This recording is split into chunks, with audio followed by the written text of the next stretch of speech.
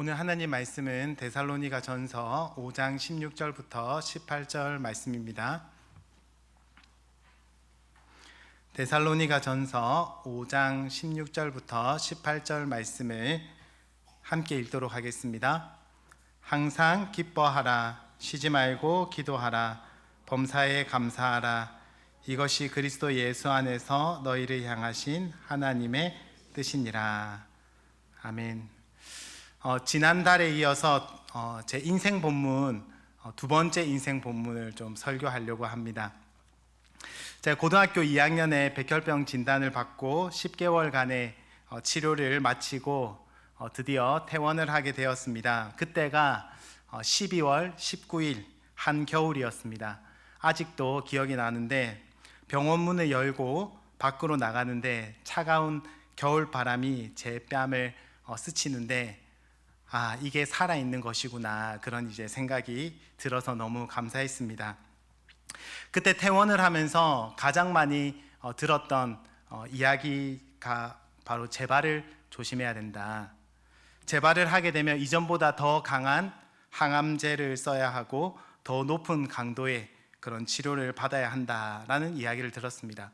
그래서 5년 동안은 재발에 늘 조심하면서 몸을 잘 챙겨서 그렇게 생활해야 된다, 무리하면 안 된다, 그런 이야기를 들었습니다. 그래서 매달 이제 병원에 가서 피 검사를 한 후에 의사를 만나기 전에 얼마나 가슴이 두근거렸는지 모릅니다. 혹시 의사가 재발했습니다 이런 말을 할까봐 조마조마하면서 의사를 만났던 기억이 있습니다. 학교에 복학을 하고 혹시 열이라도 나면은 재발한 것은 아닌가, 그런 걱정이 되었고, 몸에 붉은 점이나 멍이 생기면은 이거 재발한 것 아닌가, 이런 걱정이 되었습니다. 또 머리가 아프면 재발한 것은 아닌가, 이런 걱정이 늘 따라다녔습니다. 그래서 지금은 건강하지만 또 재발하는 것이 하나님의 뜻일 수 있으니 혹시 재발하면 어떡하나, 이런 걱정이 그 이후에 계속 제 마음에 떠나지 않았습니다. 감사하게도 건강하게 고등학교를 졸업하고 대학교에 진학하였습니다. 대학교 1학년이 되고 처음으로 이제 단기 선교를 신청해서 제가 그때까지 비행기를 타본 적이 없는데 그때 처음으로 비행기를 타고 중국 연변 단기 선교 3주 동안 그렇게 단기 선교를 떠났습니다. 단기 선교를 은혜 가운데 잘 마치고 돌아오기 한 5일 정도 전이었습니다. 그런데 당시 제 몸 컨디션이 점점 안 좋아지는 것입니다. 처음 백혈병에 걸렸을 때에 보았던 붉은 반점도 보이는 것 같고, 또 머리도 더 아픈 것 같고, 또 열도 나는 것 같았습니다. 그래서 그때 제가 어떤 생각이 들었냐면 빨리 한국에 가자마자 병원에 가서 빨리 피 검사를 해봐야겠다라는 생각이 들었습니다. 그래서 마음은 점점 초조해지고 다시 한국에 돌아가기만을 기다리고 있었습니다. 그런데 그때 더 큰 문제가 생겼습니다. 저희 교회 팀이 맡겨놓은, 연변 과기대에 맡겨놓은 여권과 비행기표가 통째로 그렇게 사라졌기 때문입니다. 학교 측에서 분실을 해버렸습니다. 그래서 한국으로 그러면 어떻게 돌아갈 수 있느냐 알아보니까 하얼빈까지 기차를 타고 가서, 그리고 여행자 임시 여권을 발급받고, 그리고 비행기표를 구해서 그렇게 해서 돌아올 수 있다. 빨라도 2달, 3달 정도는 걸린다라는 이야기를 들었습니다. 지금 저는 바로 주말에 한국에 가자마자 병원에 가서 검사를 해도 부족할 판에 한 달 이상 이 중국 땅에서 그렇게 있는 게 너무나 앞이 캄캄하게 느껴졌습니다. 그래서 한국으로 결국 돌아가지 못하고 할 수 있는 것은 거기 남아서 이제 기도하는 것밖에 없었습니다. 제가 하나님, 제 몸 증상을 보니까 재발한 것 같기도 보이는데 검사할 수 없는 상황입니다. 제가 재발하는 게 하나님 뜻입니까? 아닙니까? 그 기도만 계속했던 것 같아요. 다시 아픈 것이 하나님의 뜻입니까? 아니면 건강하게 잘 지내는 것이 하나님의 뜻입니까? 하나님의 뜻이 무엇인지 계속 알지 못하는 그런 캄캄한 그런 시간들을 보내고 팀원들도 저를 위해서 기도해 주고 한국에 있는 교회도 이 소식을 듣고 간절히 기도해 주었습니다. 그때 제가 묵상한 말씀이 바로 오늘 본문의 말씀입니다. 항상 기뻐하라, 쉬지 말고 기도하라, 범사에 감사하라. 이는 그리스도 예수 안에서 너희를 향하신 하나님의 뜻이니라. 이거 너무나 잘 알고 있었던 말씀이거든요. 그런데 이 말씀이 그때 제 귀에 소리치는 것 같이 그렇게 들렸습니다. 제가 그때 계속했던 기도가 하나님, 제발 하는 것이 하나님의 뜻입니까? 아니면 안 하는 것이 하나님의 뜻입니까? 그렇게 계속 물었는데 하나님께서는 이 말씀을 통하여서 나의 뜻은 너가 항상 기뻐하고 쉬지 말고 기도하고 범사에 감사하는 것이란다. 이렇게 제 마음에 하나님께서 말씀해 주셨습니다. 그때 이제 제가 그런 마음이 들었습니다. 하나님께서 지금 나에게 주신 것은 건강한 삶을 주셨는데 하나님의 뜻은 이 건강을 기뻐하고 감사하고 그렇게 하나님께 기도하면서 살아가는 것이 하나님의 뜻이구나. 불안하고 염려해하면서 그렇게 살아가는 것은 하나님의 뜻이 아니다라는 그런 마음의 확신을 가지게 되었습니다. 그러니 걱정과 염려의 지배를 받지 않고 하나님의 통치 아래에서 감사와 기쁨의 삶을 살아가는 것이야말로 하나님이 나를 향하신 그런 뜻이구나라는 마음을 주었습니다. 혹시 재발한다 하더라도 그때는 하나님께서 그때 감당할 힘을 주실 테니 미리 걱정할 필요가 없겠다라는 마음을 주셨고 그렇게 지금은 하나님께서 주신 이 건강을 감사하면서 그렇게 기뻐하면서 지내는 것이 하나님의 뜻이구나라는 확신을 주셨습니다. 저는 건강하게 한국으로 잘 돌아왔고 여권 없이 비행기표 없이 그렇게 한국으로 은혜 가운데 돌아올 수 있었습니다. 그리고 정말 신기하게도 그전에는 이런 재발에 대한 걱정과 염려가 제 마음을 떠나지 않았는데 이 말씀을 묵상하고 난 이후부터는 제 마음을 억누르고 있던 걱정과 염려에서 비로소 자유케 되는 경험을 할 수 있었습니다.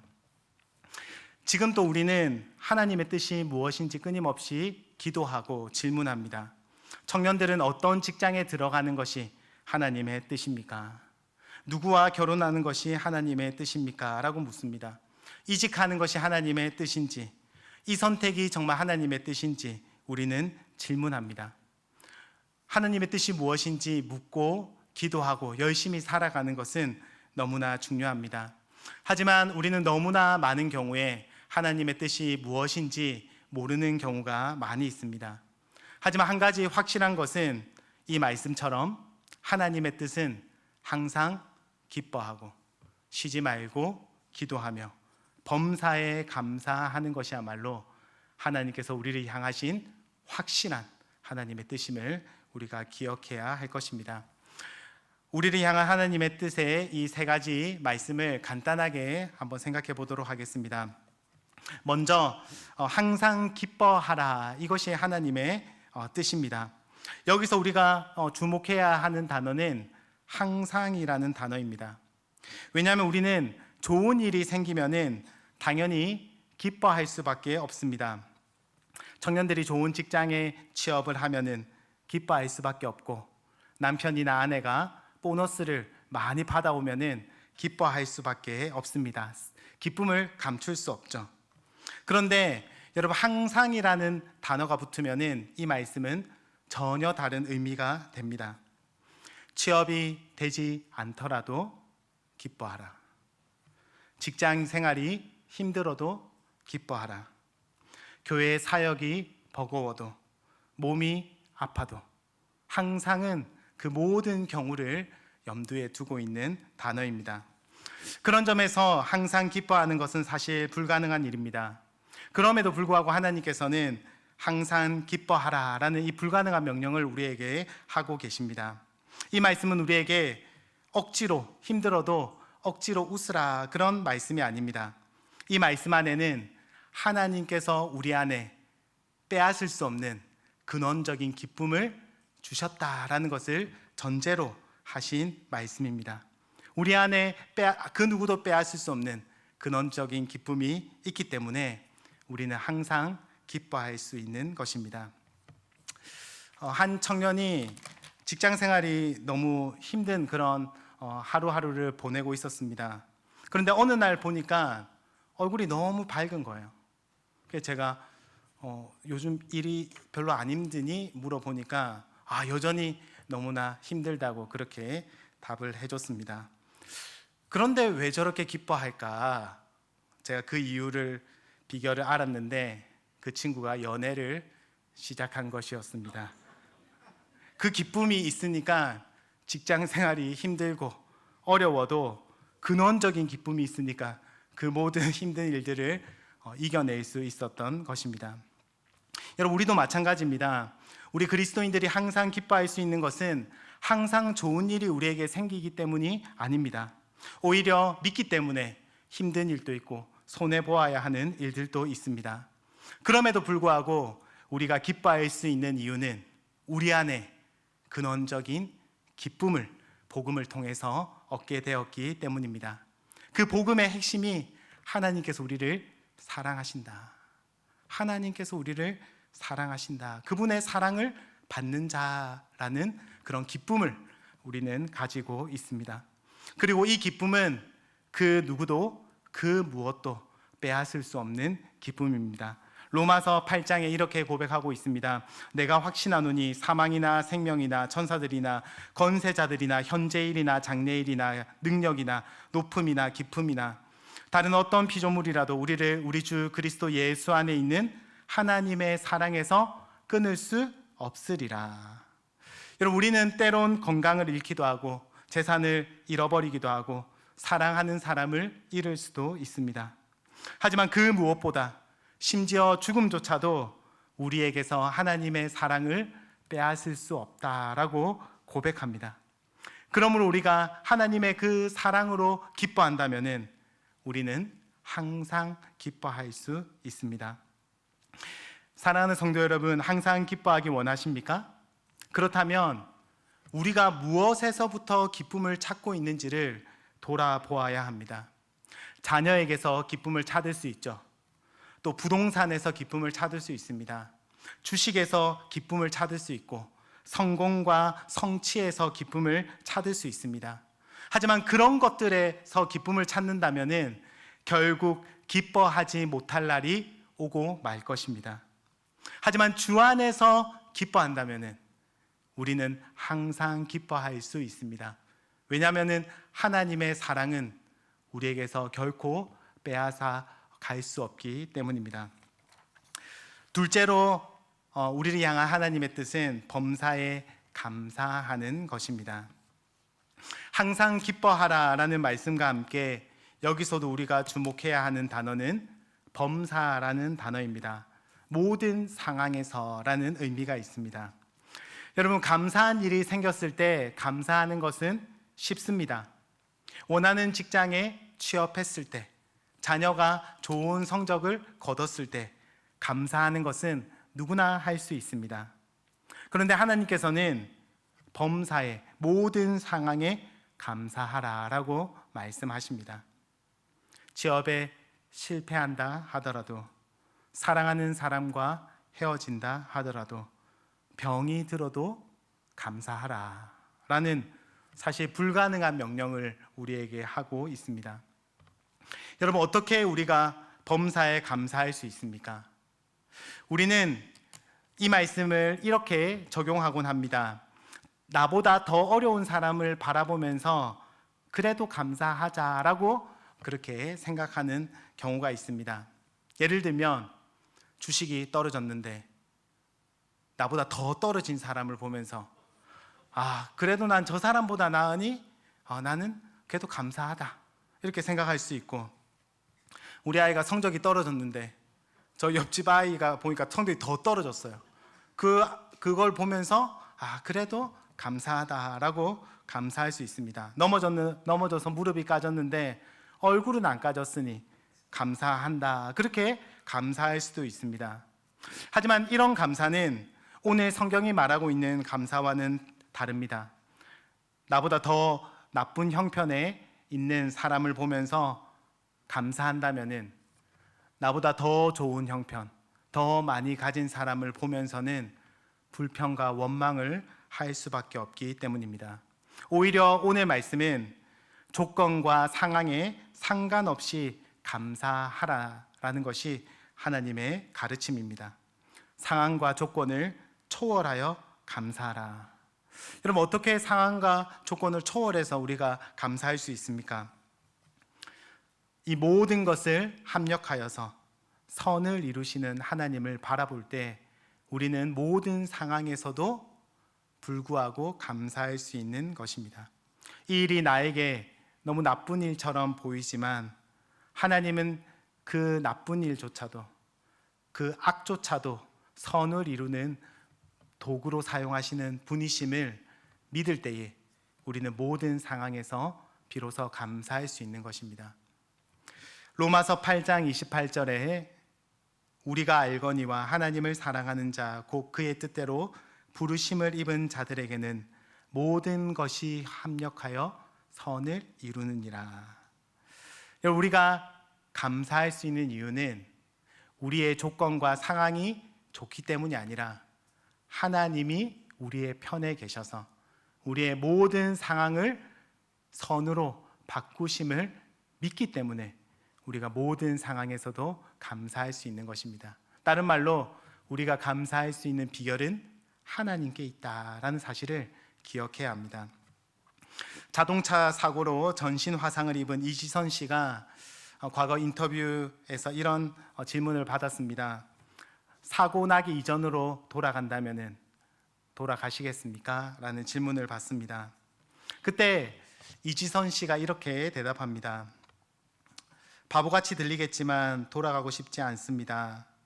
왜냐하면 그 시간을 통해서 정말 중요하고 영원한 것이 눈에 보이지 않는다는 진리를 깨달았기 때문입니다. 내가 전부를 잃었다고 좌절했지만 돌아보니 정말 많은 것을 얻었습니다. 행복을 나누고 누리면서 살아가고 있습니다. 예전의 얼굴로 살아가는 걸 굳이 거절하지는 않겠지만 이 모든 가치를 버리고 그 얼굴을 갖고 싶진 않습니다. 저는 예전에는 이 이야기를 이해하지 못했습니다. 하지만 저도 이분의 고백을 알 것 같습니다. 저도 백혈병 걸리기 전으로 돌아갈 수 있다면 돌아가겠느냐라고 물어본다면 돌아가지 않겠다라고 이야기할 것 같습니다. 그 시간이 제 삶에 가장 어둡고 힘든 시간이었지만 그 시간을 지나지 않았다면 내 인생에서 정말 가치 있고 소중하고 하나님이 어떤 분인지 깨달을 수 없었기 때문에 하나님은 진실로 우리 삶의 나쁜, 나에게 있어서 최악의 일이라고 이야기할 수 있는 그 인생의 조각조차도 선을 이루시는 분이기 때문에 우리 그리스도인들은 범사에 감사할 수 있습니다.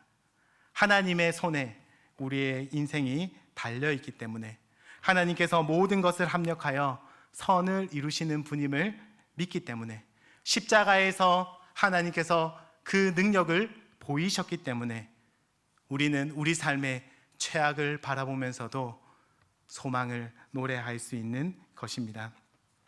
마지막으로 하나님의 뜻은 쉬지 말고 기도하라는 것입니다. 우리가 지금까지 살펴보았듯이 우리가 항상 기뻐하고 범사에 감사할 수 있는 비결은 우리의 상황이나 조건이 아니라 사실 하나님에게 있습니다. 기도가 무엇입니까? 기도는 바로 그 하나님을 찾고 그 하나님을 붙잡고 그리고 그 하나님을 의지하는 것이 바로 기도입니다.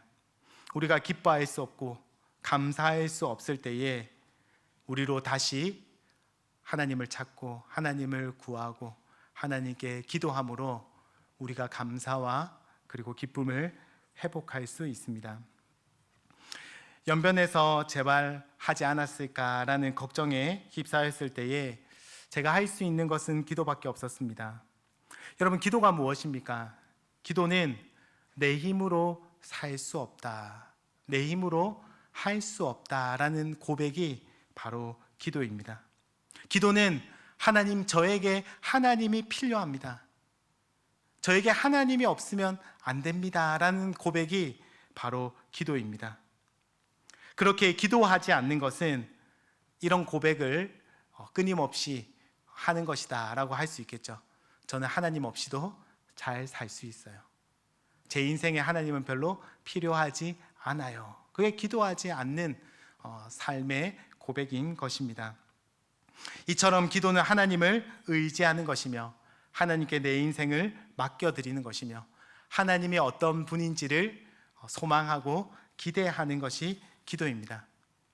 그래서 기도한다는 것은 돈이 없어도, 집이 없어도, 건강이 없어도 저는 살 수 있지만 하나님이 없이는 저는 살 수 없습니다 라는 고백이 바로 기도입니다.